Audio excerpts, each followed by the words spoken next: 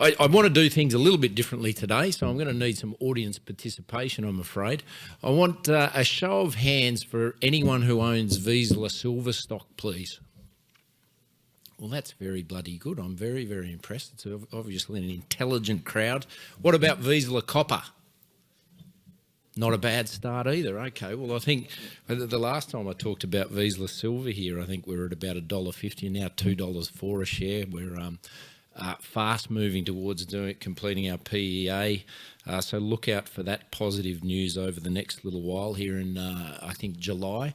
I've seen some preliminary numbers. I'm very, very impressed with what we've got down there in Mexico. I think it's the most significant silver discovery really in the past 30 years and will be one of the world's great silver mines once we get going on the development story. So well done for being a shareholder, and we thank you for your support. Vizsla Copper, this is a passion project of mine. I've got to say, Chen's done the heavy lifting there to explain the copper market. I'm super bullish. I think we'll see $20 to $30 per pound copper probably before the back end of this next decade. And there's some good reasons that I'll come to on that front. And very, very interesting. Chen, I was very impressed with what you had to say there and the granularity of your data around silver and copper, but very impressed and thrilled to see that you're saying that the next big winners, the places where you want to put your money are in copper and silver, and we've got plenty of both on the various Vizsla companies. I came across this slide yesterday. It's a little bit hard to see there, but the message is the supply-demand gap that's coming in copper is extraordinary. I started my career with Rio Tinto in 1999 and the copper price was 71 cents, diminishing at a cent a year is what we had to put it in our models, and Rio Tinto well and truly missed the copper boat in that early part of that last boom, and then eventually caught up. But of course what we saw in that time was the copper market moved from about 14 million tonnes per annum of demand to 20 million tonnes per annum. So we saw a 6 to 7 million tonne per annum jump in demand. This time around, BHP is saying that we need to see another 9 million tonnes per annum by 2030 of production. I can see where maybe 2 million tonnes of that comes from, but I can't see where the rest comes from. 6, 7, 8 million tonnes. We need, the greatest copper discovery in recent times is, of course, Friedland's Kamoa deposit in Kukula. That's going to produce 500,000 tonnes of copper. Well, we need another 15 to 20 of those. They're not out there. I've been looking around the world, my team and I, at copper projects for the past 5 years. We've kicked the tyres on over 500 projects, and I can tell you there simply aren't enough copper projects to support the demand that's coming. And hence, I think, we saw the copper price go from 71 cents in 2000 all the way up to $4.60, $4.70 back in 2011-12. That was a 6 times increase in the metal price alone. And people say I'm mad when I say that copper's going to go to $20 or $30, Chen.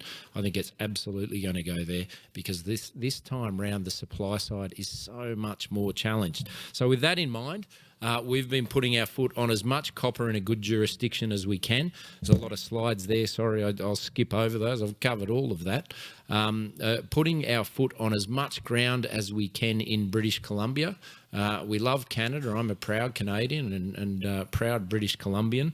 I think British Columbia has the opportunity to become the next Chile of copper production in this next cycle if we get it right and if we can permit, and that's something that we need to see happen and work on. And I know Pierre Poilievre's talking about streamlining and improving permitting process and times here, so I'm positive about that opportunity. But up in the hills here north of us, there's tens of billions of tonnes of ore and billions of tonnes of metal that can be developed.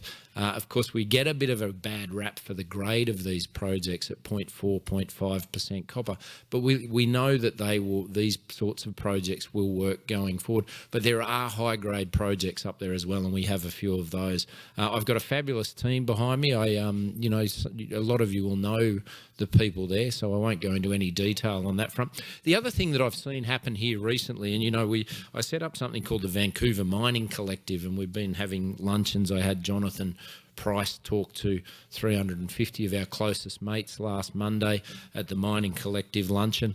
And Jonathan highlighted the fact that Teck is going back to Norm Keevil's original model of developing the developers and exploring the explorers. So we're starting to see those majors come back to investing in copper projects in British Columbia, because there's a hell of a lot of copper in those hills, as I say. And we've seen BHP, South 32 and others make major investments. So we think it's a good place, it's a good jurisdiction, and you can get things done here. So with that in mind, we're focused here on British Columbia and in Canada more broadly. We like the US. We've heard from American Pacific. I was very impressed with what I heard there, and I'll be buying some stock myself. The timing's right. Things are very, very cheap. If you look at our company, we've got a market capitalisation of $19 million today. When the copper price really takes off, things will change. I think the combined market cap of our projects, if you go back 10 years ago, was well over $120 million. So the rising tide will float all boats in that case.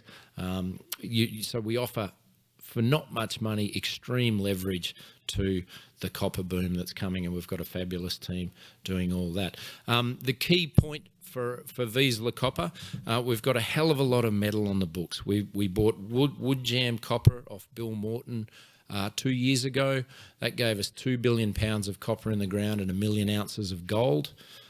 We recently closed 2 weeks ago. We bought Universal Copper, which gave us the copper project, which added another 2 billion pounds of metal and 750,000 ounces of gold to the books. So getting up towards 2 million ounces of gold, 4 billion pounds of copper. So our extreme leverage to a rising copper price is the message. I'll just very quickly touch on some details, and look, you can, we've got a booth back there, our head of IR, John Ward's there.